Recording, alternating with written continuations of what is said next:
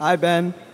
Thanks for doing the tomahawk chop. Very epic. Thank you. You bet. You know, when people say that that's like a racist thing, I have to say, if people just went to a stadium and started cheering for the Jews, you know how happy I would be?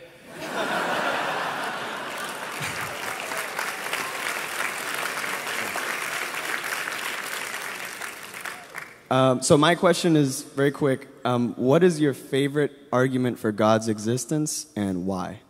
Okay, so my favorite argument for God's existence is that I believe in free will.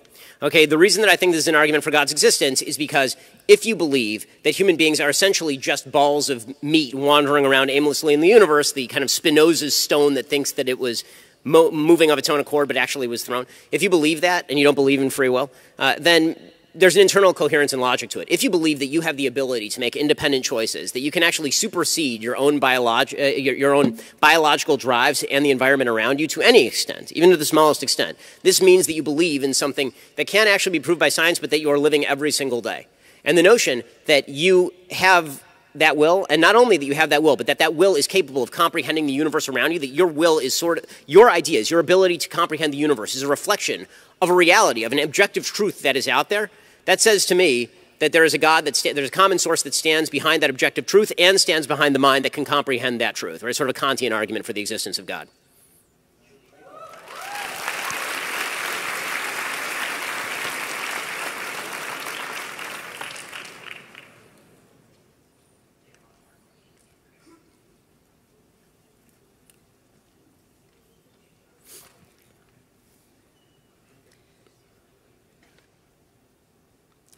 Why do you believe you're right about trans people given the American Psychological Association, American Medical Association, American Psychoanalytic Association? I can go on for about 5 more associations that are very prominent and govern the existing like health government or health industries within like the major Western countries. And all of these associations have multiple thousands of doctors, sociologists, psychologists, and with PhDs in their respective fields backing the idea that sex and gender are different, effectively gaining the medical consensus for sex and gender being 2 different concepts, yet you have a different opinion. Okay, so sex and gender are 2 different concepts, but gender is tied to biology. So one of the big problems that you see in sort of the argument in favor of trans rights is this notion that gender and sex are completely separable. They're not completely separable. If they are completely separable, then this means that identifying people by their subjective gender really has no relevance as to whether they are a male or a female. Male and female are biological terms. So using terminology like male and female to describe a self-perception of maleness or femaleness is sort of a bizarre way of arguing whether a thing is a man or a woman. So here's my question. It's an argument that my friend Matt Walsh likes to make. What is a woman? Define what a woman is without reference to the word woman, please. So this is actually a logical fallacy called a red herring. You're asking me a question in order to actually challenge my question without actually answering. No, it isn't. I'm saying that it really is not. I'm saying that biology, I'm agreeing with you that the notion of gender, which is effeminateness or masculinity, can be different from biology in the sense that biology is just pure male or pure female. But to suggest that there is such a thing as an effeminate male is not to suggest that an effeminate male is now a woman. Transgenderism makes the argument that if you believe that you are a woman, you are therefore a woman. Or if you believe that you are a man, you are therefore a man. I disagree with this. There are objective measures as to whether you're a man or a woman. There are objective measures as to whether you're male or female. There's certainly a spectrum with regard to effeminateness versus masculinity. That's certainly true, but that does not change the underlying sexual dichotomy that is the basis for all human reproduction. Yeah, you can answer. Right, so this dichotomy is a false dichotomy that isn't supported by any of the medical associations that I just named off. Then let me explain. None of the medical associations that I just named off would actually support the idea that gender is biological. This is something that's completely untrue within every single medical consensus. Well then, I will just say that anyone who suggests that gender has no reference whatsoever to biology, it's not connected in any way to biology, is just full of shit. Because if the and the reason I and the reason that I say then you actually just disagree with medical consensus within the Western nation. Yes, I disagree with the false medical consensus driven by politically driven quote-unquote doctors. If any doctor denies to me that there is a dichotomy between male and female, a sexual dichotomy between male and female, they're ignorant and they are letting their politics get in the way of their science. Anybody who suggests to you that there is such a thing, for example, as a pregnant male is not a doctor, they are an activist.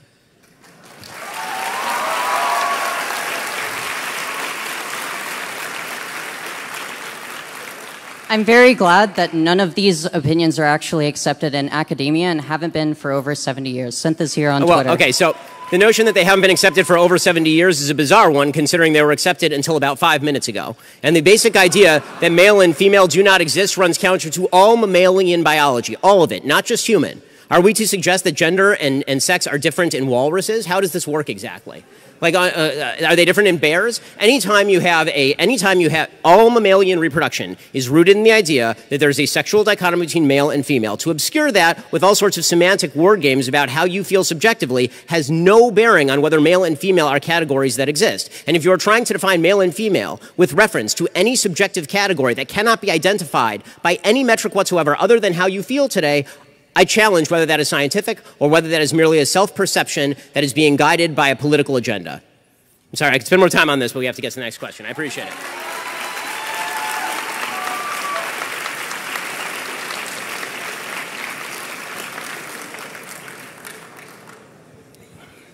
Hey, Ben Shabibo, good to see you. Hey, everybody here. Good to see you guys, too. I'm glad to be here. I got in on the stand-in line, so I'm really happy to be here. Do you know about the bill that Republicans are trying to pass to stop critical race theory being taught in college? I'm aware that there is a bill. I haven't read the text of it, but go ahead. Okay, so in Florida, I think it's going to go... Oh, I look sick. So it's going to be decided, I guess. We're going to talk about it in, like, December. Yeah, in the new legislative session, correct? Yes. Go ahead. So as a Republican, being pro-free speech, do you have anything to say against this? Like, we're really simply just outlawing certain words to be used in public spheres, such as education. I feel like more Republicans should kind of see this as concerning. You know, you guys always quote 1984 or whatever.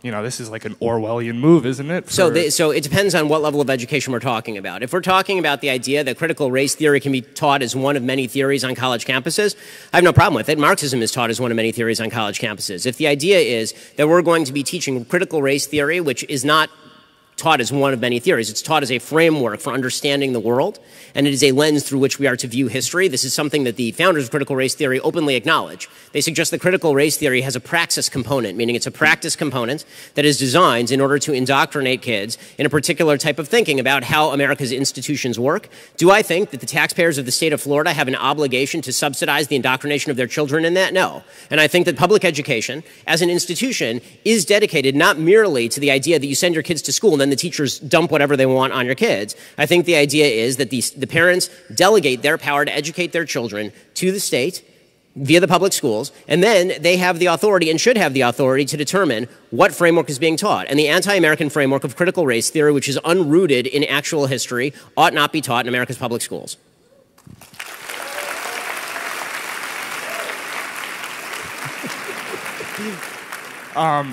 Like, critical race theory is literally a footnote in my sociology class, and it's a framework if you want to take it in as a framework. Listen, I learned critical race theory when I was at Harvard Law School too, right? I mean, facts, whenever you talk about critical race theory, you say the right things, you know what you're talking about, but because you're a Republican, it's the talking point to go against. No, I'm a pro-free speech American, so this deeply concerns me when there are words, exact words, that are being restricted in the public sphere. Well, that's why you I just guys distinguish. opened up by saying marketplace of ideas. So I'm a big marketplace right. So of ideas guy. Again, I would distinguish between marketplace of ideas in the college realm and when presumably people are old enough to actually understand what they're talking about, have open and interesting debates about these topics, and when you're talking about 11-year-olds or 10-year-olds, or when you're talking about reading Ibram X. Kendi, which is a really dumbed-down version of critical race theory for 5-year-olds. For colleges, not for 11-year-olds. Well, then I'd be happy to look at the text of the bill and determine what I think about the bill. I do think that public schools, I'm not sure that public schools have an obligation to teach as practical critical race theory. Again, I think there are different ways that it's taught. So if we're talking about just in your sociology class, it's one of many theories about American history, and now we're going to talk about how it applies. I don't really have a problem with that being taught. If we're talking about critical race theory being taught as a framework to view America's institutions to the exclusion of other frameworks, I do have a problem with that. Thank you.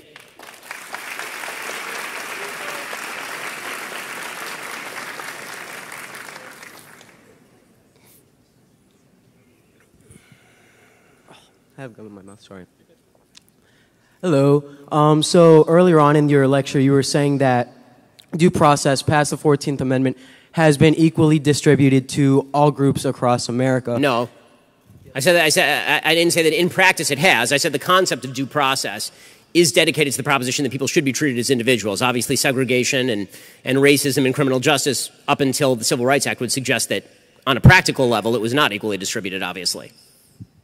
Okay, so in idea, but in practice, it was, you agree that it was not equally distributed to all groups across America? Sure. Okay, so then how is that in opposition to critical race theory that teaches that these institutions have been used to prosecute certain groups differently than others have been prosecuted? Because that's not what critical race theory teaches. What critical race theory teaches is that supposedly colorblind institutions like due process of law are cover for racism as an institution. Due process of law is a problem because it is not because it is a good concept badly applied or improperly applied. It's because it is in and of itself a discriminatory concept. Right? This is what they say about capitalism also. Right? Free market economies are inherently discriminatory. They are covers for institutions of power. That's the critique. The critique is that due process of law, in and of itself, the idea of treating people individually ignores key components about human beings, namely how they are seen racially by other human beings, and thus due process of law is not enough to guarantee that people are treated equally or can be treated equally. I disagree. I think due process of law is an excellent guarantee, and straying away from that guarantee has been the problem with regard to due process of law, not the actual guarantee itself. Okay. Sorry, my voice is a bit gone. So then would you agree not banning critical race theory in public, like in the theory that they are covers, but would you be a proponent of having the education that these institutions have been used to attack other minority groups across America and that it has had historic scars that are still we still see today? So I wouldn't say that the institutions have been used to abuse I wouldn't say due process of law has been used to abuse minorities. I would say that people have refused to implement due process of law because they wanted to abuse minorities, of course. And of course you'd have to teach about that. I mean, that's the entire history of segregation and the subjugation of black Americans up to the Civil Rights Act, for sure. Of course. And this is why it's such a lie when people say that if you don't want to teach critical race theory, you don't want to teach history. I'm fine with teaching every ugly part of American history. What I'm not fine with is the idea that the foundational ideas of the United States of America, the notion that we are created equal before God with certain inalienable rights and that government was instituted in order to protect these rights, I disagree with the fundamental idea that these were a cover for power designed in order to subjugate black Americans. I think that's a lie, and I think it's deleterious to teach that to kids.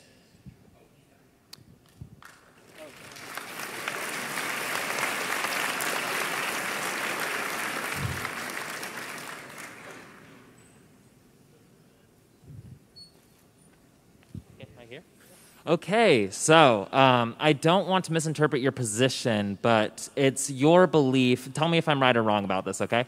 It's your belief that America is fundamentally a skillsocracy, as you call it, as opposed to a meritocracy, correct? Yes. Okay. Then how... Because I don't connect moral merit with intellect. People are born... Yeah, okay, I get that, yeah. Nice. That's good. My question is, how do you explain the fact that the vast majority of American inequality is caused by the people who you know, the neighborhoods you grew up in, the amount of wealth your parents have, and thousands and thousands and thousands of other, whether you believe that race is involved or not, but thousands of other non-skill-based factors that are integral to moving ahead in the American system? So I don't think that that's true primarily. What I think is that all of those things have an impact on the skills that manifest in the marketplace. No question. But what the market measures is at the point of the skills. It's not measure. If there's a skilled person who's coming from an impoverished background where there's a lot of single motherhood and crime, for example, and that person has high skills, that person is going to do fine. Okay, but the problem is that all of those things can contribute to a lack of skills. Right? This is part of my argument, and the only way to actually alleviate that problem is to change the cultural milieu that makes it very difficult for people to achieve a certain level of skills in particular communities. Single motherhood makes it very difficult, for example, for kids to grow up in an environment where they have a solid family home, where they're studying a lot at home, where education is of primary value as opposed to just getting through the day crime-free, for example, and without being victimized by neighbors. High crime areas. Right? All of these things are things that we can alleviate, and I think that we should alleviate them. These are real problems to people fully developing their skills. The point that I'm making is that the system of economics is not punishing people for their upbringing, it's punishing them for lack of skills, which may in fact be an effect of their upbringing. Right? But that does not mean that primarily the skillsocracy is punishing people for their environment or for their race. It is punishing them for the fact that when it comes time for them to go to the job market, they don't have the same skills as the person next to them. So the question becomes not, how do we get rid of the skillsocracy? The question becomes, how do we get rid of the obstacles to people who could be more skilled becoming more skilled? And that means creating cultural institutions that matter. It means creating communities. It means trying to ensure that people have a father and a mother in the home, trying to make sure that people can live in safe neighborhoods where there are thriving communities, where there are jobs available. Right? That would effectuate a better opportunity set to enter the skillsocracy. But what I see is people attacking the distribution of reward at the skills level as opposed to attacking the underlying problem, which creates a lot of the inequalities you're talking about. Yeah. I'd rather... Can I talk? Yeah. Oh, no, you're fine.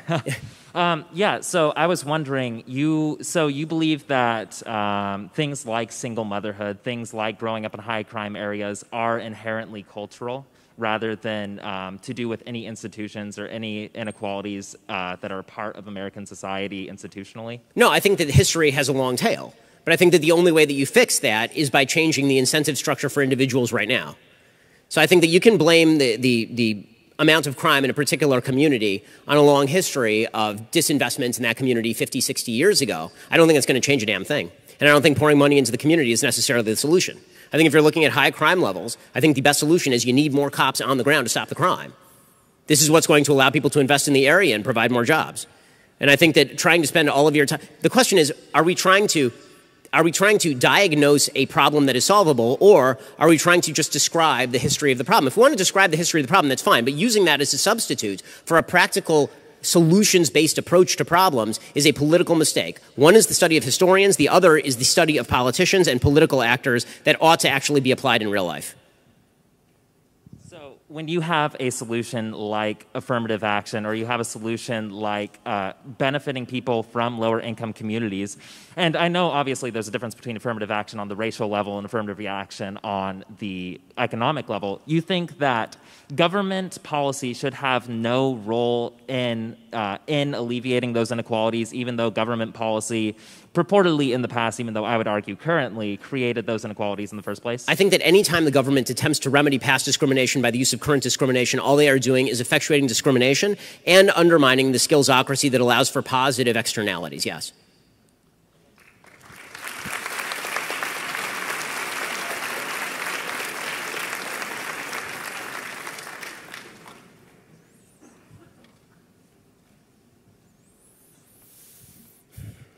Hi, Ben. How are you? Doing okay. How are you? Great. How come you claim to be 5'9" even though you're like 5'5"? I don't know. How tall are you? 5'9". You're 5'9"? I'm actually 5'9". Okay, come over here. Let's see.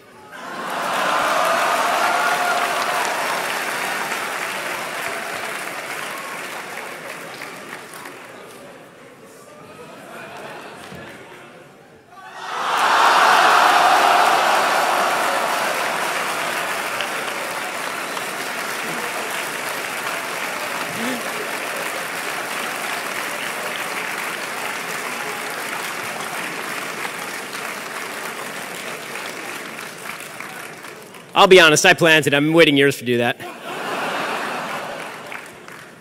Hi, how are you? My question is regarding two very high-profile court cases going on right now, the Ahmaud Arbery trials and the Kyle Rittenhouse trials. And my question is, what do you believe would be the outcome of these trials and why? Okay, so I think that there's what will happen and what should happen. I'm not going to try and predict what will happen because you cannot predict what juries are going to do. What should happen, Rittenhouse should be acquitted. He clearly acted in self-defense. That doesn't mean that I would send my 17-year-old over to Kenosha, Wisconsin in order to protect property and provide medical aid to people, but it does mean that the shootings that he committed were in self-defense. The evidence is pretty much as clear as day on that one. And the prosecutor has no case, and frankly, he's making a fool of himself. He looks like he got his law degree for turning in the tops of Cracker Jack boxes. in the Arbery case, the main question in the Arbery case is going to come down to, legally speaking, whether the McDaniels, who are the defendants in this particular case, whether they had the capacity under the citizens arrest law of Georgia to arrest Arbery. So there was some testimony last week that a couple of weeks before they went after Arbery, they went to this house that Arbery had been allegedly inside of, this construction site, and tools had been stolen from there and all this. They went there with a local cop, apparently, and the local cop was speaking to them about how there was somebody who looked exactly like Arbery who'd been inside stealing things, right? And so what this does, it provides the predicate for the notion they have to, that if they get a call that somebody is stealing things and that person matches Arbery's description, and the cop in the tape says it's possible he's stealing things, it could be a misdemeanor, it could be a felony.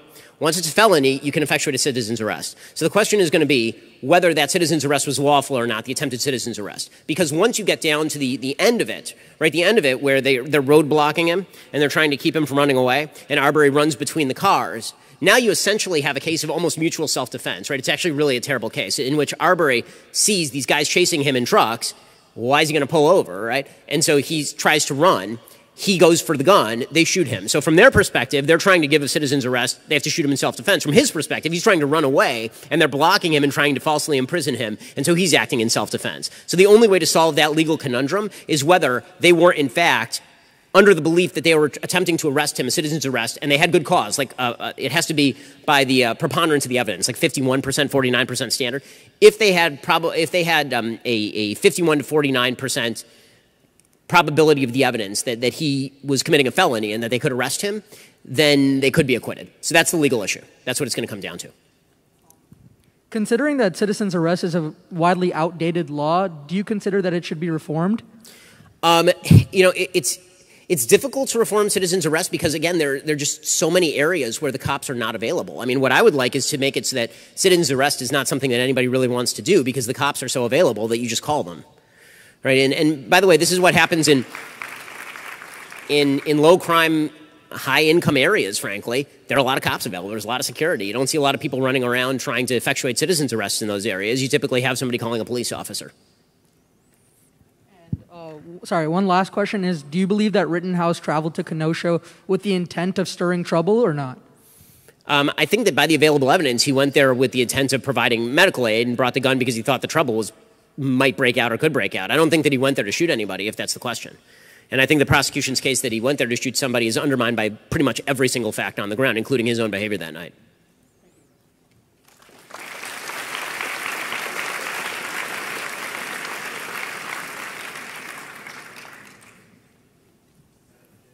Hi, Ben. How you doing? Okay, how are you? I'm good. So in our country, we have a lot of billionaires. We have a lot of companies that are worth billions of dollars. Thank God. It's a great country. Sure. So Tesla uses lithium mines in Africa where children are employed. They're paid very little amounts of money. They're starving. Nike uses children in Asia where they're working with textiles and they are injured frequently. These are all dangerous conditions. All these companies, all these billionaire companies have these similar problems at the bottom ring. Do you think that that's exploitation? Do you think that exploitation is a problem? And do you think that your idea of free market capitalism has an answer for exploitation? So I think that every economic system has a problem of exploitation if it's not bound by certain levels of morality.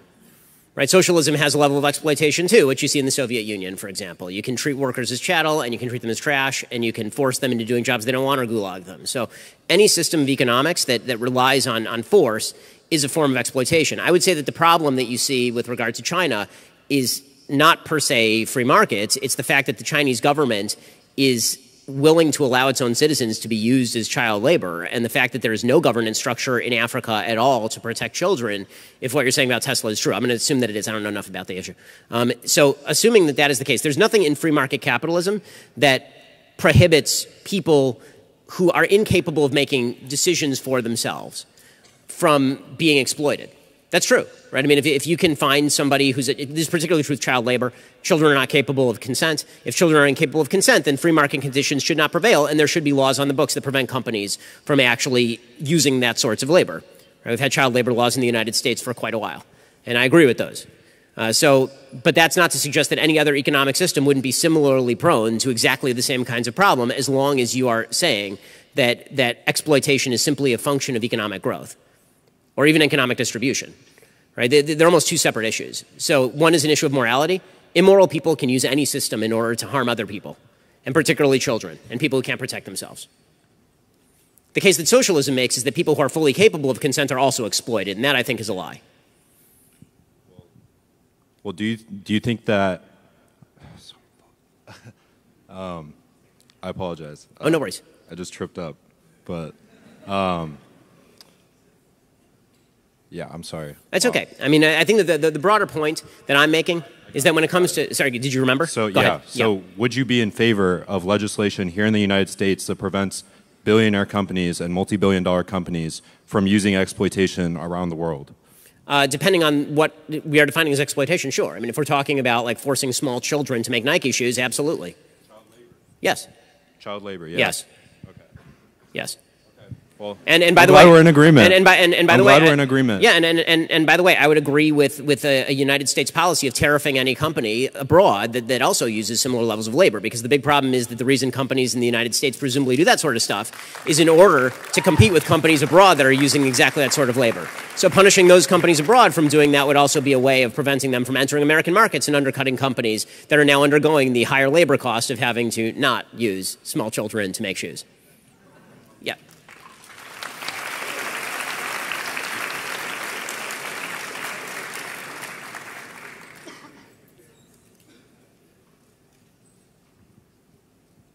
All right.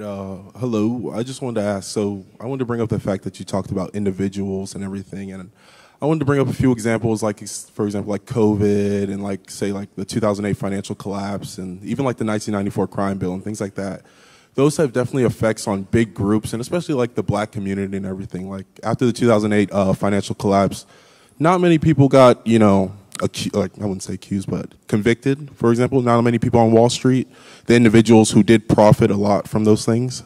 But millions of people were kicked out of their homes and everything. And you talk about like things like these being, or America being, you know, based on individuals and individuals wanting to achieve different things. But in reality, a lot of like people are affected by their societal factors, you know, their environment and everything. So I want to get your answer on that and like how these negative effects, you know, affect the majority of people.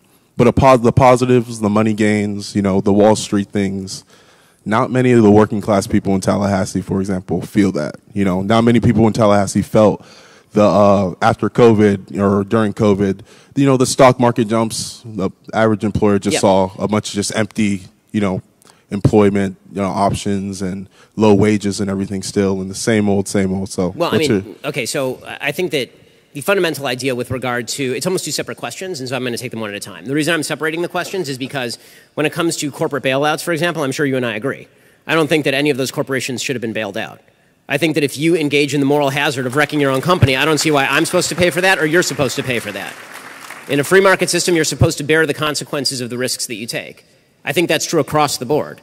And I think that whether you're a big rich guy on Wall Street and you lose your entire company, or whether you're a guy who took out a loan that you couldn't afford on your house, if you take out too much, that is, as I am constantly saying, a you problem. If you take a risk and then you bear the consequence of that risk, that's no one's fault but your own.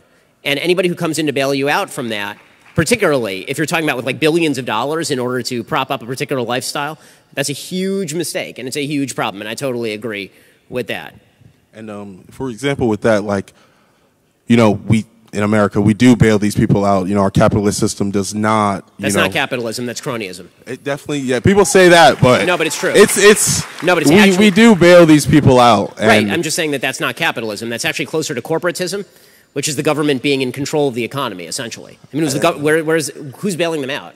I mean, are they bailing them out? The government is bailing them out. Yeah, definitely the government. And for example, we don't get these similar bailouts for regular people. Like, for example, Joe Biden was, you know, promoting just $2,000. You know, we're fighting for scraps. I want to understand, like, where does that come from? Like, why are we so, you know, willing to give? Well, I mean, the United States does spend literally trillions of dollars on social welfare programs. The notion the United States has no social safety net at all is not true. The United States spends per citizen tens of thousands of dollars on social welfare benefits, ranging from Medicaid to food stamps to unemployment insurance to a wide variety of programs. The notion that we're wildly out of line with Europe is just not borne out by the statistical facts, actually. It's kind of an American myth that we tell ourselves that we don't spend any money on this sort of stuff. It's not true. Since the beginning of the war on poverty, we spent something like $22 trillion on various social programs, and essentially the same number of people live underneath the poverty line. Okay, and then a last question. So we have this infrastructure bill going through, and you see people like Joe Manchin, arguing over, what is it, $5 billion in regards to it, or just, just a little price difference, for example. Over the past 20 years, we've been fighting wars in Afghanistan, and we spent trillions and billions of dollars. And you have these politicians saying that these infrastructure bills that will help us on our domestic front, these small price changes are going to have dramatic effects on, our future and our children. And that's why they, the Republican Party, they definitely, go for austerity and those, factors. So the wars, to take an example, the wars in Iraq and Afghanistan were expensive. They cost grand total somewhere between $3 and $4 trillion last I checked. The United States spends about $4 trillion in the budget every single year, and we spent about $7 trillion last year. That's every year, right? Yeah, I just want to know what that means for the future of our children. If we're willing to spend that much on war, like, what does that mean in regards to, these infrastructure bills, us fighting over these small amounts in comparison to war? We're not really fighting over small amounts. These are very large amounts of money. The entire American budget 40 years ago was not nearly as much as one of these infrastructure bills. 20 years ago it wasn't. And you just go back and look at the budgeting. So we're spending unsustainable amounts of money on nearly everything in American life. To point out defense spending as opposed to what really constitutes the vast bulk of our budget, which is everything else. Defense spending as a percentage of the American budget is something like 20%, 25% of the American budget. I think it's even that high. That is not the chief driver of systemic spending problems in the United States. It's massive mandatory spending programs. I have to ask you a question. Were you the guy before who I saw a picture of holding the very creative flag? Yes, it was outside. Yeah, dude, I got to ask you, Lenin and Stalin? Really? Yeah, definitely Lenin and Stalin. It's just Lenin and Stalin? Stalin really? Definitely due to World War II. We're talking about exploitation of people. Stalin. We do a lot of that in America too. I live in Tallahassee. There's a lot of exploitation. I used to work at a lot of places, and there's a lot of poor people. Were you gulagged though? We have prisons in America too. Were you one of the 30 million people murdered by Stalin? Really, if you're gonna go Marxist, then please find a better Marxist to emulate than Lenin or Stalin, mass murderers. The Soviet Union during World War II saved the world. I would say that. If it had not been for Stalin, World War II never would have started, because it was the Molotov-Ribbentrop Pact that allowed the Nazi Germans to believe that they could invade Eastern Europe.